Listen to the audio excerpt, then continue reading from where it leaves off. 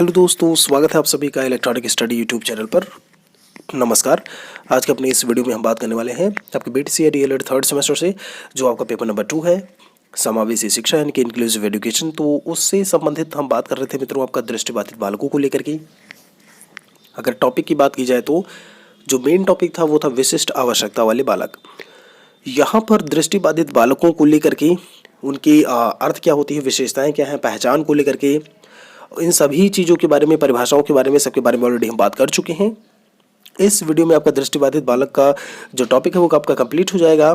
तो यहाँ पर इनके क्रियात्मक सीमाओं को लेकर के हम बात करने वाले हैं। साथ में देखेंगे दृष्टिबाधित बालकों के लिए अनुदेशन रणनीतियाँ यानी कि instructional strategies for visually impaired children. इन दोनों टॉपिक्स को आज हम कंप्लीट कर लेंगे। आप लोगों को मैं बता दूँ, हिंदी का जो आपका कोर्स है, क्रैश कोर्स है, वो अनअकैडमी पर आज आपको देखने को मिल जाएगा। 2-3 बजे तक होप सो कि पूरी तरीके से आपको अवेलेबिलिटी उसकी देखने को मिल जाएगी। तो और एक और चीज़, और यहाँ पर मित्रों आप लोगों को मैं बताना चाहूँगा, आपका जो है 1 मार्च से, जी हाँ, यानी कि जो आने वाला ये फ्राइडे है, इसी से इलेक्ट्रॉनिक स्टडी पर, इसी दिन से इलेक्ट्रॉनिक स्टडी पर 8 से 9 बजे 8 to 9 PM की मैं बात कर रहा हूँ, आपकी लाइव क्लासेस होंगी। जो भी थर्ड सेमेस्टर है, सेकंड सेमेस्टर है, इन दोनों को लेकर के क्लासेस को लेकर के बात किया जाएगा। अलग अलग सब्जेक्ट्स को वहाँ पर देख लिया जाएगा कि कौन सा सब्जेक्ट किस दिन चलना है। ठीक है, तो तैयार रहिए। बस 2 दिन के बाद जो है, आज, कल और परसों, मतलब 3 दिन के बाद आपकी लाइव क्लासेस जो है शुरू हो रही हैं पूरी तरीके से इलेक्ट्रॉनिक स्टडी पर 8 से 9 बजे के बीच में। दोस्तों लिखा हुआ दृष्टिबाधित बालकों की क्रियात्मक सीमाएं। अगर बात की जाए विजुअली इम्पेयर्ड चिल्ड्रन को लेकर के, तो यहाँ पर फंक्शंस के बारे में पूछा। दृष्टिबाधित बालकों की समस्याएं समाज में समायोजन की समस्याओं को लेकर के, या व्यावहारिक समस्याएं, या स्थानापन्न की समस्याएं, या फिर जीविकोपार्जन की समस्याएं, ये सारी चीज़ें देखने को मिलती हैं। आप सभी को पता है, समायोजन मतलब सामंजस्य स्थापित करना, एडजस्टमेंट वाली बात। व्यावहारिक मतलब बिहेवियरल जो भी प्रॉब्लम्स होती हैं, मतलब एक दूसरे के साथ में कैसे रिलेट करना, अंतर संबंध वाली बात। बातचीत को लेकर के, वार्तालाप को लेकर के आप बता सकते हो। स्थानापन्न की समस्याएं मतलब किसी को रिप्लेसमेंट को लेकर के अगर बात हो रही है, तो ये सारे बिंदु आपको जो है देखने को मिलेंगे। ठीक है, इसमें कुछ समस्याओं का विवरण आप ऐसे बता सकते हो। सबसे पहला पॉइंट लिखा हुआ है बुद्धि लब्धि स्तर कम होना। दोस्तों, बुद्धि लब्धि स्तर कम होना कहने का मतलब यह है कि poor intelligence level.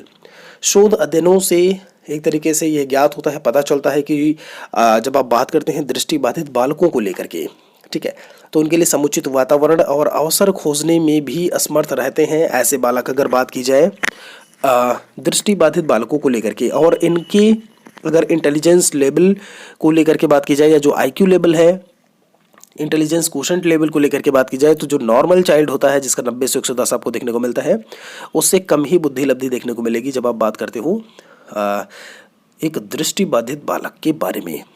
Hope so कि ये पॉइंट आपका जो है क्लियर होगा अच्छी तरीके से। अगर बात की जाए दोस्तों, दूसरा पॉइंट आपको दिख रहा होगा शैक्षिक मंदता। यहाँ पे मैं थोड़ा सा जूम किए दे रहा हूँ। शैक्षिक मंदता यानी कि एजुकेशनल रिटार्डेशन। अगर शैक्षिक मंदता को लेकर के बात की जाए, तो ब्रेल लिपि का उपयोग करने पर भी सामान्य बालकों से शैक्षिक उपलब्धि कम रहती है। लुइस ब्रेल के द्वारा जो है जो दी गई, अगर आप बात करते हो ब्रेल लिपि को लेकर के, तो यहाँ पर ये कहना चाह रहे हैं कि ब्रेल लिपि यूज़ करने के बाद भी, उसका प्रयोग करने के बाद भी, एक चीज़ का ध्यान रखिएगा कि आपका दृष्टिबाधित बालकों के लिए ब्रेल लिपि का प्रयोग होता है। ठीक है, बहुत इंपॉर्टेंट क्वेश्चन है आपका, श्रवण बाधित या किसी और के लिए नहीं। ठीक है, तो इसमें क्या है कि जब आप बात करते हो, ये यही कहना चाह रहे हैं कि वो ब्रेल लिपि का यूज़ तो करते हैं, एक अलग से इंस्ट्रूमेंट का या जो टूल है उसका यूज़ करते हैं, लेकिन फिर भी उनकी जो शैक्षिक मंदता है सामान्य बालकों से, जो शैक्षिक स्थिति है वो सामान्य बालकों से कम ही है। यानी कि उसमें मंदी देखने को मिलेगी, उसमें रिटार्डेशन देखने को मिलेगा, उसमें मंदन देखने को मिलेगा। ठीक है, तो ये बात हो गई शैक्षिक मंदता को लेकर के।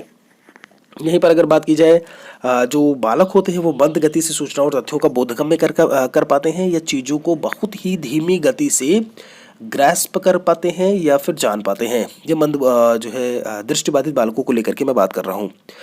मंद वाणी विकास, स्लो स्पीच डेवलपमेंट, इसको लेकर के अगर बात की जाए, तो आपको मैं बता दूं कि जो दृष्टिबाधित बालक होते हैं वाणी की कला और कौशल का अनुकरण नहीं कर सकते हैं।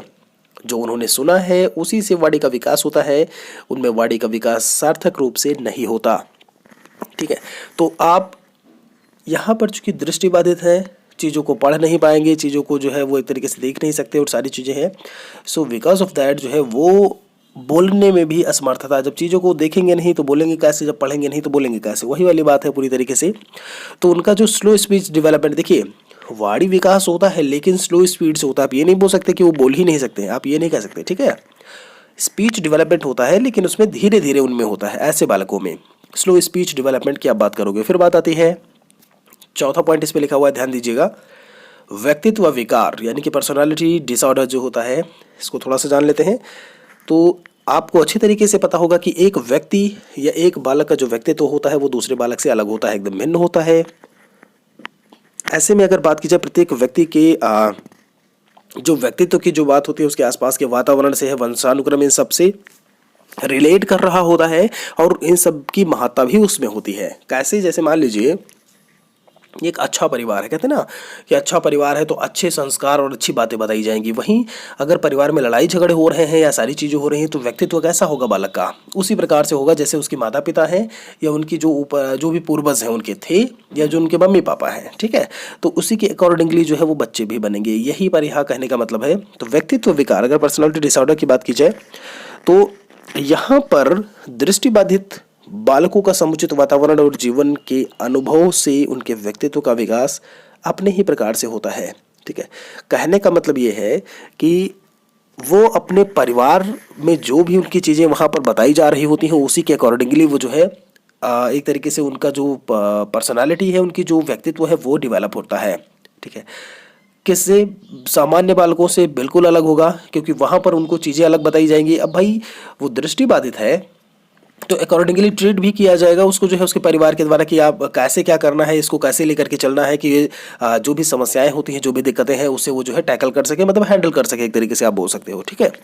तो व्यक्तित्व विकार की बात भी जो है देखने को मिलती है इनमें। फिर बात आती है सामाजिक समायोजन की समस्या, पांचवा पॉइंट मैं पढ़ रहा हूँ अभी यहाँ पे। प्रॉब्लम ऑफ सोशल एडजस्टमेंट की अगर बात होती है तो दृष्टिबाधितों को समाज में ये दृष्टि से देखा जाता है क्योंकि उसे समाज की मदद की आवश्यकता होती है।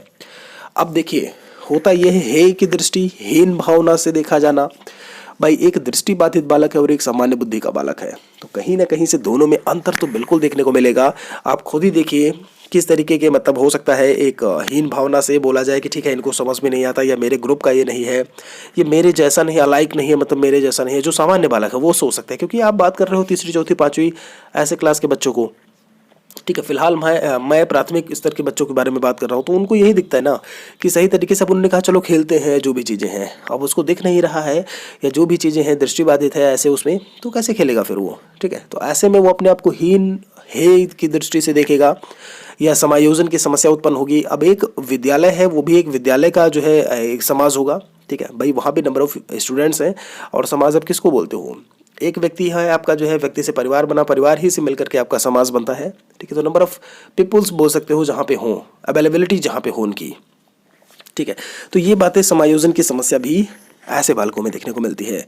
दोस्तों अगला बिंदु है दृष्टिबाधित बालकों हेतु अनुदेशन रणनीति यानी कि instruction strategies for visually impaired children. इनके बारे में थोड़ा सा बात कर लेते हैं कि क्या कुछ रणनीतियाँ हो सकती हैं इंस्ट्रक्शन दे करके चीज़ों को जो है आप काम कर सकते हो या पढ़ा सकते हो उनको, या जो भी प्रॉब्लम्स है उनको हैंडल कर सकते हो। यहाँ पर आपको दिख रहा होगा, मैं बता दूं कि बड़े विद्यालयों में प्रत्येक कक्षा में कम से कम एक विद्यालय कम देखने वाला होता है, कम देखने वाला होता है। कहने का मतलब एक बालक कम देखने वाला होता है। कहने का मतलब ये है कि आपको कहीं ना कहीं एक दो बालक ऐसे देखने को ज़रूर मिल जाएंगे, ठीक है।